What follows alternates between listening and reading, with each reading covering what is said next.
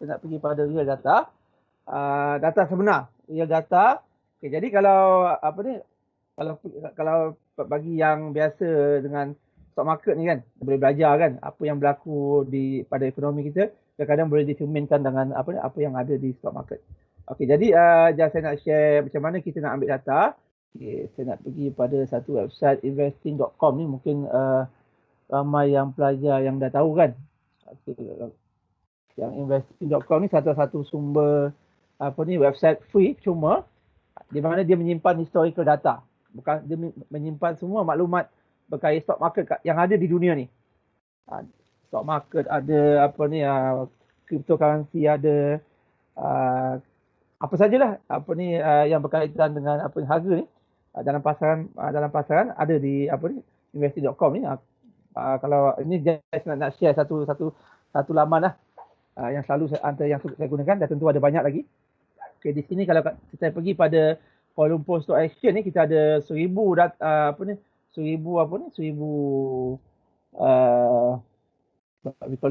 stock kan.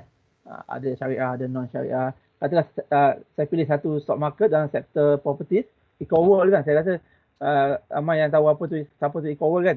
Ini dia punya data, historical data, macam mana data tersebut dipersembahkan. Ini sebab dia ada elemen statistik kat sini. Ini data mentah dia. Setiap hari dia boleh bagi berapa lama kan, kalau nak letak kat date dia, mungkin daripada first day dia listed dalam stock market. Okey, ini yang latest, yang daripada bulan 3, 10 bulan, mana mungkin dalam tempoh sebulan. Okey, ini monthly data tempoh sebulan. Kalau tengok data mentah ni, kita tak faham apa benda ni data mentah ni kan. Kita tengok satu-satu. Jadi itu tujuannya statistik. Salah satu unsur statistik ialah kita nak mempersembahkan data dalam konteks yang mudah dipahami oleh pelajar, oleh pengguna. Jadi kalau saya sebagai pengguna, saya nak tengok dia punya chart dia. Kat sini chart dia ada macam-macam. Dia ada streaming chart, dia ada advanced level punya chart. Dia bukan simple punya chart. Jadi kalau pergi pada pada dia punya chart ni, yang ditunjukkan di sini, kalau bahagian bahagian Ecoworld ni, bagaimana dia mempersembahkan data. Kalau lihat data yang saya Ecoworld property ni, ni share macam mana kita baca data kan, data yang dipersembahkan.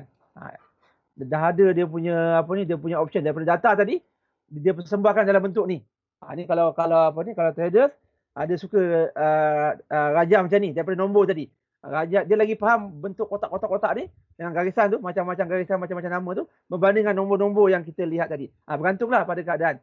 Kalau kita nak tukar jadi line, dia akan jadi macam ni lah. Line, kalau kita tutup dia punya bentuk data, contoh. Data line tu naik kan. Dia punya dia punya pergerakan harga dia. Ni macam mana dia mempersembahkan data. Daripada nombor-nombor tadi, dia tukar jadi satu graf. Nama dia graf garisan. Selain daripada chapter 2 yang saya dah share di nota tu, yang saya minta anda baca sendiri tu, selain daripada raja-raja yang ada dalam tu, saya sebut carta bar, carta pie, graf garisan, histogram dan sebagainya. Kalau dalam dunia sebenar, dia ada lebih banyak daripada tu. Bukan itu saja. Dalam dunia stock market, kita lebih pada kebanyakan suka pada candle. Ini namanya candlestick. Namanya candlestick. Candlestick ni lilin, batang lilin. Dia suka tengok candlestick daripada dia tengok graf garisan, daripada dia tengok carta bar dan carta pie. Jadi yang saya nak gambar kat sini, dia banyak. Ada banyak maksud. Apa lagi kalau kalau anda mendalami ilmu ni, setiap color ni dia ada maksud. Setiap contohnya kalau kata kalau kata bukan setakat merah biru je, dia punya dia punya mana pula dia punya, saya punya hilang pula dia pen dia. Okey, dia punya pergerakan dia daripada merah daripada hijau jadi merah. Dia akan bagi signal tertentu, sama ada harga the next dia akan turun ataupun akan naik. Itu bagaimana ilmu statistik itu diaplikasikan dalam dunia stock market ni lah, yang berkaitan dengan harga pasaran. Itu satu keadaan realiti yang saya nak share dengan anda. Okay, cuma hari ni bukan saya nak minta anda lukis atau baca candle ni. Nak baca candle ni anda kena masuk kelas lain lah, bukan kelas saya. Okay, di sini cuma saya nak share bila kita ada data begini. Okey, data. Katalah saya ada ini data statistik kan. Data historical data tadi. Kita nak data ni. Daripada data ni lah kita boleh kira dia punya tadi ukuran memusat dan ukuran sayatkan. Katalah saya nak ambil 5 hari data minggu ni. Stock market kita daripada Isnin sampai Jumaat. Okey, harga Ecoworld, harga penutup dia, closing price dia. Harga bagi setiap hari pun bagi harga pun dia ada 1 2 3 4 harga. Open, high, low dengan close. Itu apa ni, ada 4 harga. Kata saya ambil harga closing price dia daripada minggu ni, Isnin 5 hari bulan sampai semalam 9 hari bulan. Saya copy, saya paste. Yang saya dah paste data dia. Kalau ni data daripada apa ni, daripada saya semua nampak walaupun kecil sikit. Okay, jadi sekarang ni kita nak kira. Katalah X ialah katalah pemboleh ubah X. Selalunya kita ada label lah pemboleh ubah X. Daripada sini X sama apa? X sama dengan harga penutup saham dia apa? Ecoworld. Eco WLD tu misalnya kata dia, tu short form dia. Sekarang saya nak kira, oleh kerana saya ambil sebahagian saja. Nampak? Data dia banyak tadi kan. Saya ambil sebahagian saja. Ingat saya ambil sebahagian saja. Jadi, apa yang sebahagian tu namanya apa? Ada siapa boleh jawab? Sampel. Betul. Nama dia ialah sampel. Kita ada banyak data, saya ambil sebahagian. Sebahagian yang saya ambil, sampel. Maksudnya saya ambil sampel yang bersaiz berapa? Berapa besar sampel tu? Berapa banyak sampel tu? Berapa banyak unsur dalam sampel tu? Ialah bilangan hari dia. 1, 2, 3, 4, 5 ataupun bilangan datanya. Jadi saya punya size sampel saja, saya akan tulis N sama dengan 5. Tetapi kalau saya ambil keseluruhan data Ecoworld daripada hari pertama dia sampailah semalam hari penutup dia. Semua data yang ada setiap hari dia akan jadi populasi. Dia akan jadi populasi. Jadi bila dia cerita populasi tu, berapa N dia? Saya tak tengok data dia banyak. Berapa tahun dia dah ada, dia dah lama dah dalam market. Mungkin kalau setahun 300, kita ada 52 minggu. 52 minggu darat 5 hari kan. Awak kira lah kali 10 ke kali 20, tu mungkin. Jadi kalau lihat data kat sini, kalau saya pergi kat data, historical data ni, saya boleh dapatkan data keseluruhan. Untuk dapatkan data populasi. Tapi sekarang ni ialah sampel. Nampak? First saya dah identify, dia adalah sampel. Jadi kalau saya nak kira purata, saya kena kira X bar. Saya tak boleh guna mu. Nampak? Saya nak highlight, kalau saya guna mu, salah kan? Simbol tu salah. Simbol tu salah. Kalau dalam statistik, dia memang salah. Kalau saya sebab apa ni, saya mengajar bidang statistik tu, memang bagi saya salah. Maksudnya calculation anda betul tapi anda tak faham. Simbol tu walaupun simple, anda tersilap tulis, maksudnya anda masih belum faham lagi. Walaupun anda masih belum mengira. So macam mana nak kira X bar? Kita perlukan perjumlahan X bagi perjumlahan X bagi N. N kecil Apa itu perjumlahan X? X tu apa? Harga penutup saham Ecoworld ni. Okey, harga penutup saham Ecoworld ni, perjumlahan tu saya perlu jumlahkan. 0.72 campur 0.74 campur 0.725 campur 0.705 campur 0.710. Jadi saya just campurkan dengan kalkulator 0.72 campur 0.74 campur 0.725 campur 0.705 campur 7.10, saya dapat 3.6. Kita semua boleh kira sama Okey, 5 sama dengan 0.72. Okey, 0.72 data dia dalam RM semua data ni ialah data dalam RM. Satu lagi unit tu kena ambil kira. Dia ringgit Malaysia RM 0.72 lebih kurang bahasa kita 72 sen. Jadi sepanjang minggu lepas, purata harga saham Ecoworld ialah 72 sen sehari. Walaupun kalau kita lihat setiap hari ni harga dia berbeza-beza. Hanya ada satu hari je yang sama 70 sen. Contoh ada kan? Ada satu hari saja. Tapi yang lain berbeza. Ada 2 hari lebih daripada 72 sen. Satu hari sama, 6 hari bulan dan 5 hari bulan dia lebih rendah daripada harga daripada harga purata dia. Itu maksud nilai statistik yang saya dah sebut. Bila cerita nilai statistik, dia mesti ada yang lebih besar, dia mesti ada yang lebih kecil daripada nilai min. Tapi nilai min dia mesti dalam julat harga dia. Kalau lihat dalam julat harga dia, harga pada minggu lepas, harga Ecoworld ni antara 70 sen setengah harga minimum dia.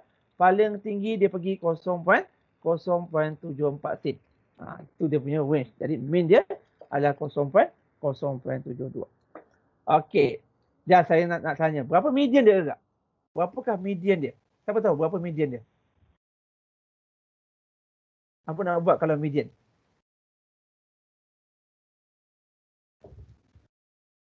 Macam mana nak tengok kalau median? Median apa yang kita perlu buat? Median kita perlu susun pula. Susun data tersebut daripada yang terkecil hingga terbesar. Kalau kita susun, okey, cuba kita susun. 0.705 paling kecil. Yang kedua 0.71, betul. 0.725, 0.725, betul. 0.74.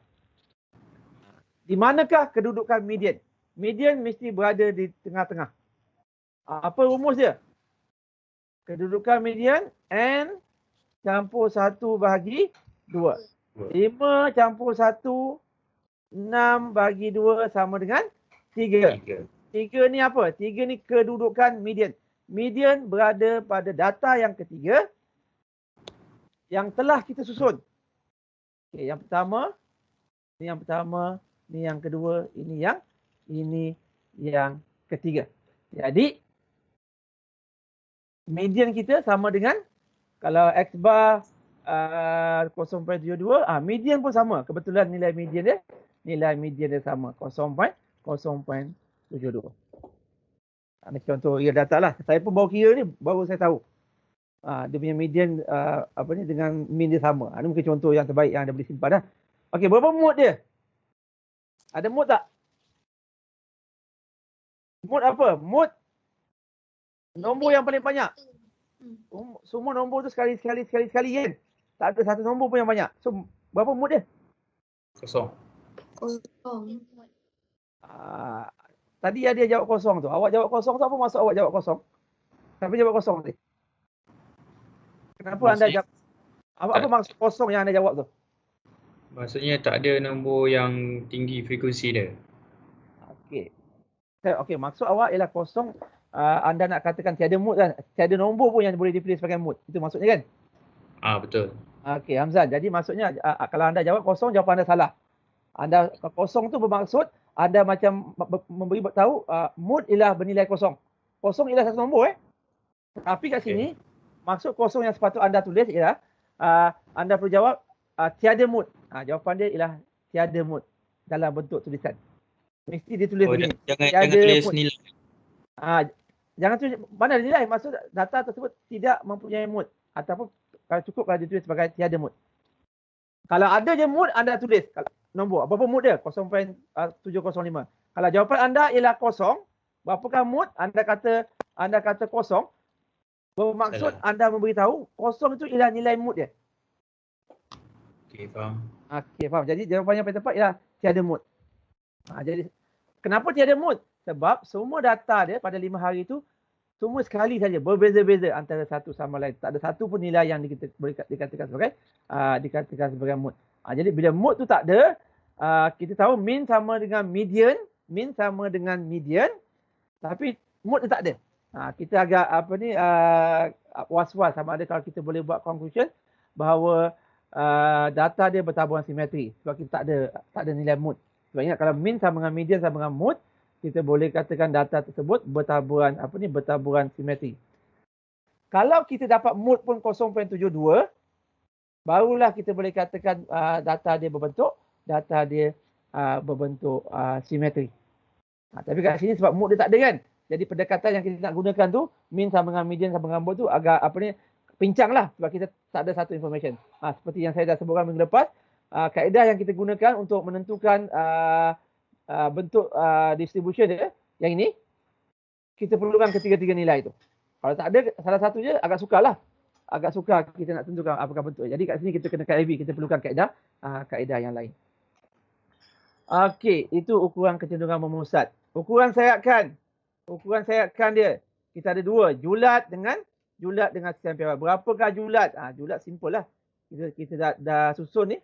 Jadi kalau lihat range dia, julat bagi data ni ialah 0.74 tolak 0.705. Berapa ni? 0.74 tolak 0.70705. Okey, 0.035. Ada wing set. 0.035. Julat bagi harga saham tersebut. Okey, satu lagi kita perlukan CPY. Okey, data sampel data sampel. Jadi kalau varian saya gunakan S. Kalau nak kira CPY pun kita just gunakan S. Okey, yang ini saya tinggalkan untuk anda. Okey. Saya minta siapa-siapa cuba kira data tersebut. Di hujung kelas nanti bagi tahu saya berapa nilai CPY yang anda dapat. Saya belum kira. Saya belum dapat jawapan yang tepat. Saya tak tahu berapa jawapan dia. Saya buat ni secara spontan. Jadi saya harap semua pelajar terlibat. Salah tak apa. Jadi kita tahu dekat mana kita punya kesilapan. Min dah ada. Kira CPY ataupun varian. Sama ada nak gunakan formula yang ada sisian ataupun formula yang ada kuasa 2 tu. Itu saya serahkan pada anda untuk mengira nilai CPY.